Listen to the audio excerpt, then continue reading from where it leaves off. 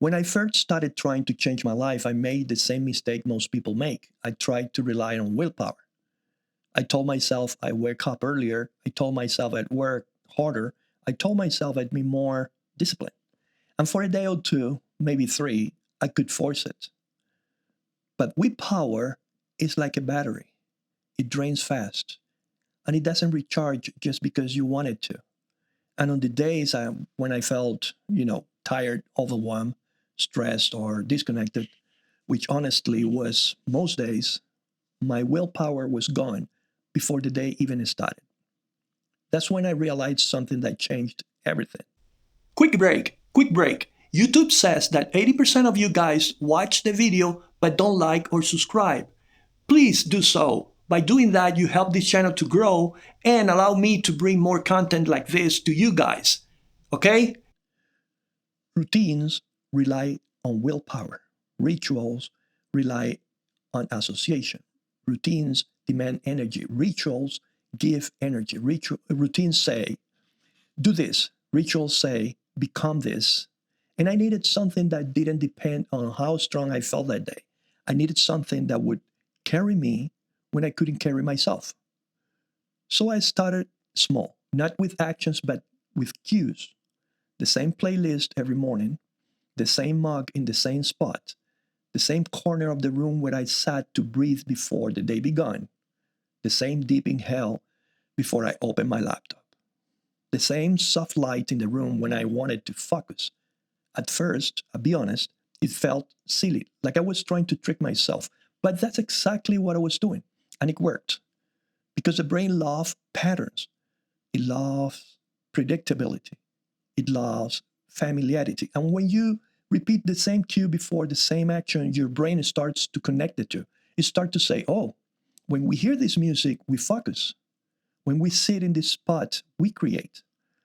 When we light this candle, we calm down. When we drink from this mug, we begin. It becomes automatic. And that's what you're looking for. Effortless, natural. And that's when I realized something powerful. I didn't need more discipline. I needed better cues. And once I understood that, everything changed. But rituals weren't just about productivity, they were about identity. Because every ritual is a message you send to yourself, a quiet reminder of who you are becoming. And when I lit that candle, I wasn't just lighting wax, I was lighting intention. When I put on that playlist, I wasn't just listening to music, I was stepping into a version of myself who shows up. When I sat in that corner, I wasn't just sitting, I was arriving and slowly, without forcing it, without pushing it, without demanding, I was arriving to perfection. And I started to feel different. Not instantly, not dramatically, but consistently. And consistency is where transformations hides. However, there was still something in my way, something invisible, something powerful, something that was draining my ability to focus, to care, to feel. It was dopamine. Not the good one, not the good kind, the cheap kind, scrolling, snacking, noise, distraction. These sins felt good in the moment but left me empty afterward. They were like emotional junk food, sweet at first, sickening later. And I realized something important. I wasn't lazy. I was overstimulated. My brain wasn't tired of effort. It was tired of noise. So I did something that felt impossible. I unplugged for 24 hours. No social media, no junk food, no ground noise, just silence.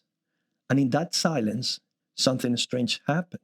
At first, I felt restless, then anxious, then bored, then calm.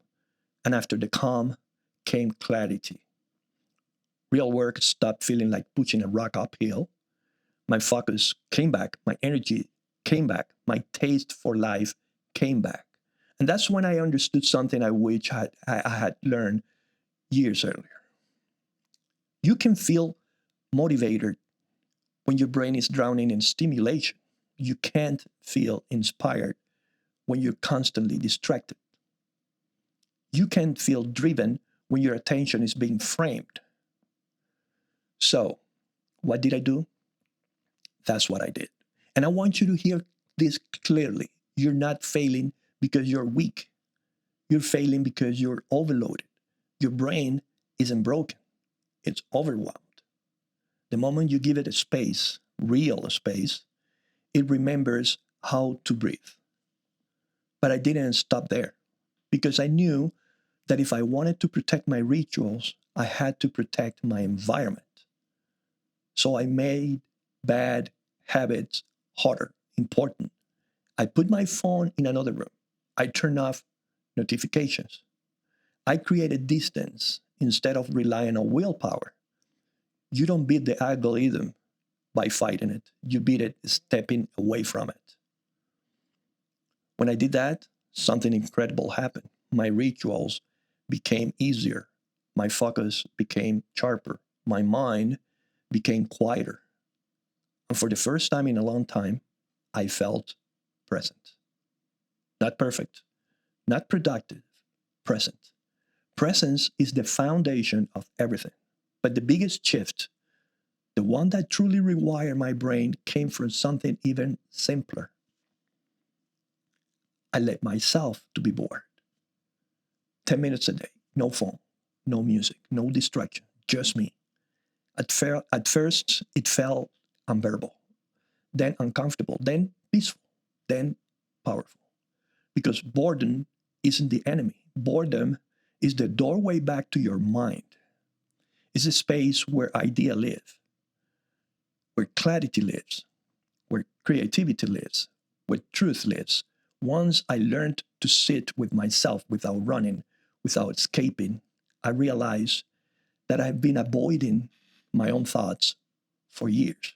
Not because they were scary, but because they were honest. Honest is uncomfortable, but it's also liberating. And that's when everything clicked for me. Rituals weren't just habits, they were anchors, they were reminders, they were identity statements. Every ritual whispered, "You are becoming someone who shows up." And slowly, I believed it. Not because I forced it, but because I lived it. And that's the power of ritual. It doesn't demand perfection, it demands presence. It doesn't require strength, it requires repetition. It doesn't change your life overnight, it changes your life every day. In the next chapter, I'm going to show you the tools that made the change permanent: the 5 minutes rule, the friction method, the boredom reset, and the nightly ritual that rewire my brain for progress. When you're ready, meet me in the episode 3 right here.